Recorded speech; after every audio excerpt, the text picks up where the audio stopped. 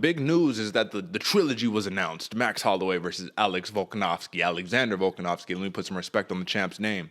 However, that trilogy has been put on ice, and we don't know if that trilogy will ever happen because Max Holloway is out of his UFC 272 title bout against featherweight champion Alexander Volkanovsky, according to ESPN. Now, after aggravating a prior injury, Holloway was forced to withdraw from the trilogy fight.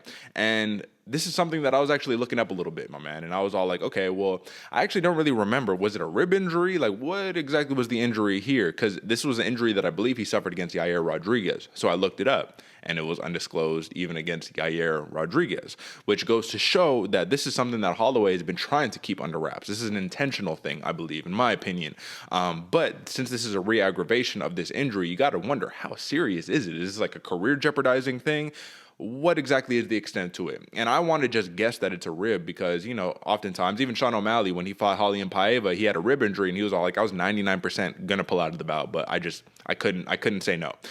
So my question is, let's speculate a little bit. I guess that's not even a question, but let's speculate a little bit, brother. Do you think this is a rib injury? Like, what extent of injury do you think that Holloway has to be able to say, like, listen, man, I can't fight for the title. This is the thing he wants. He's the people's champ. What do you think, brother? I mean, it has to be something serious, right? If you're going, you're risking giving up the belt, giving up that title shot, has to be something serious. But I mean, it's smart for him that he knows to go in there at that 100%. Not everybody can be the sugar show and just power through it. So it has to, and for somebody like a savage like Max Holloway to be able to pull out and know that he can't perform at his highest, has to be something serious. I would imagine a rib injury. I'm trying to think up in my mind where when's the last time we saw him actually hurt, man, and I don't know. I don't even remember a time where like it came out, or it was besides the it's called the Brian Ortega fight. Yeah. Is that the one? No, I don't think so. I don't think that was something that he got hurt. I know that he did have to pull out of a bout against Frankie Edgar, kind of a while back, and then he had to fight. He had to pull out of the fight, I think, against Yair Rodriguez originally, and that was the one where it was the undisclosed, like it was just like an injury, so we don't really know what it is. But that's not really super the point. I guess the point of this is that there have been a list of featherweight fighters who have been more or less noted as potential suitors to replace Holloway, and there was a lot of speculation until the champ actually vocalized who he wanted to fight. So let me put that out there. Okay, so the first one was Giga Chikadze, right? This is someone who is a fan favorite here on this program, someone who we've been hyping up for quite some time, and a man who's on a very impressive win streak. However, Volkanovsky flat out said, no, not going to happen, buddy. He said specifically, listen, man, all respect, bro, but you're fighting for rank number 5 next week, and this is regarding next week's bout against Calvin Kattar, which is number 5 versus number 8. Giga Chikadze is 8, Kattar is 5. However, he did say, see you soon with a little punch emoji, man. And that is a little bit of foreshadowing there, brother, where maybe Volkanovsky truly does expect to have to potentially face Giga Chikadze to defend his belt in the future. Nonetheless, he's basically ruled him out, which is kind of disappointing because he's one of the most credentialed fighters in terms of his UFC tenure that probably should get a title shot. Nonetheless, the other suitors were the Korean Zombie, right, who hasn't been the most active, but we know he's a fan favorite. Triple Cringe, Triple C, Henry Cejudo, my man, he wants to come out of retirement and he wants to become Quadruple C and get that featherweight strap, man. So that'll be interesting. I want to talk about that in a second. But then we also had Josh Emmett, which is someone who I don't think a lot of people maybe would have thrown his name in the hat. However, I do think that is a very wise choice, and I do think he's pretty deserving of all the candidates. But lastly, Arnold Allen. This is a man who's gone under the radar. This is a man who I believe we talked about not too long ago on Ranking Review, and you had him in like 10 to 15 category, brother. This is a dude who's on like a 10-fight win streak who deserves a little more respect in my opinion. But I wanted to ask you, between Josh Emmett, Arnold Allen, and the Korean Zombie, out of those ones, and we're playing hypothetical here, obviously, because the Korean Zombie is most likely to get it. Volkanovsky said he wants him. But out of those three, who's the most deserving, in your opinion?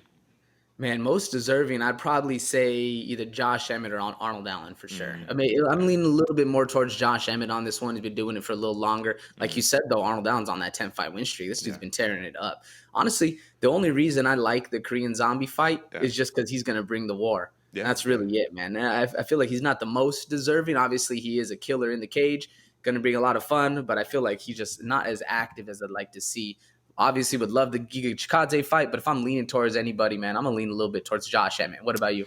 Well, let me just ask you this, man, because I'm kind of interested. So what do you think is the hype behind the Korean Zombie? Like, obviously, you just said he's gonna bring the fight. He's entertaining. But if we just take a look real fast here, let me pull it up, brother. When we just take a look at it, okay. So we got Dan Ige. We had a wrestling bout in the last fight. That was a good one, right? But he loses to Brian Ortega pretty definitively. Knocks out Frankie Edgar. Knocks out Renato Moicano. Loses to Yair Rodriguez. So that's another name in the hat right there that a lot of people. I guess I shouldn't say a lot of people, but some people are saying he probably deserves it. But if we look at it, it's not the most decorated record necessarily to be contending for, I guess, a title shot right now. So that just kind of confuses me just a little bit, just because I think it's more name value than it is what have you done for me lately, which is what I thought this sport was. That's why Giga Chikadze can even be in consideration, because it's a what have you done for me lately. Nonetheless, my man, I guess when you're the champ, you have the option to say no, but I didn't think that was the UFC's game. I thought the UFC game was you're the champ, so you fight whoever the UFC tells you to fight.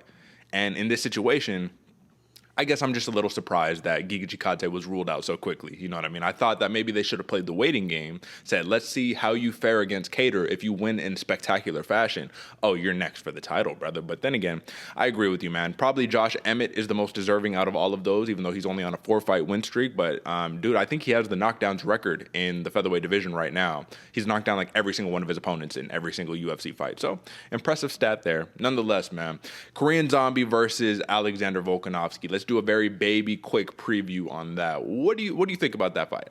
Out of all of those candidates, I don't want to say it's the easiest stylistically, but the Korean Zombie is very flat-footed and is going to walk forward. Alexander Volkanovsky will pick that apart all day long, brother. Like, I'm not ruling out Korean Zombie to be able to win, because the man is a killer. He's a savage, has a different mindset, mentality. But what do you think about that matchup? I think if Dan Ige was able to out-wrestle the Korean Zombie, it's going to be easy money for Alexander Volkanovsky, my man. Just the way he walks forward, like you said, he's a plotter. He walks forward. He's going to be a little flat on his feet, throwing bombs. And the second Alexander Volkanovsky is able to dodge one of those bombs, get those up double underhooks, get him to the ground, it's going to be an easy fight for him. I don't mean to say easy fight, but I feel like stylistically, I agree with you, Derek. This is probably the easiest fight for Alexander Volkanovsky of those ones, man. But don't get me wrong. Chan Sung Jung, the Korean Zombie, can easily land an uppercut that puts you through the roof. So there's still the option for him to win, but I definitely think the styles make the fights, and on this one, it's leaning a little bit more towards Alexander Volkanovsky. Well, I'm just gonna have to push back, correct you just a little bit. Dan Ige was not able to out-wrestle the Korean Zombie, actually. So the Korean Zombie landed 3 takedowns on Ige. Ige landed 0 on the Korean Zombie. So there was kind of a little bit of opposite play. Like the Korean Zombie just smothered Dan Ige basically in that matchup. And I remember, because it was all like, damn, I didn't think this was the game plan, like to just come out and wrestle. So I do think it'll be a little harder, you know what I mean, than just like, oh yeah, he's just gonna come in here and just starch him like that. But like I said, the plotting nature. That is the thing that's a little bit concerning for a Korean Zombie, because at the end of the day, man, Volkanovsky, he's so multidimensional. We saw it against Ortega, man. We saw the ability to be able to work the calf kick, something he did against Max Holloway a lot, be able to work the grappling a little bit, and, just do what needed to be done in order to win the fight. If there's one thing that I can say about Volkanovsky that's so impressive, is the man just knows how to string together wins, pull out adversity and get the job done. So, once again, the Korean Zombie, it is definitely an interesting matchup, but when you're the champ, I guess you get that luxury right there. I don't remember Max Holloway doing that, though. I don't remember Holloway being like, I don't want to fight this guy, I'll fight this guy instead.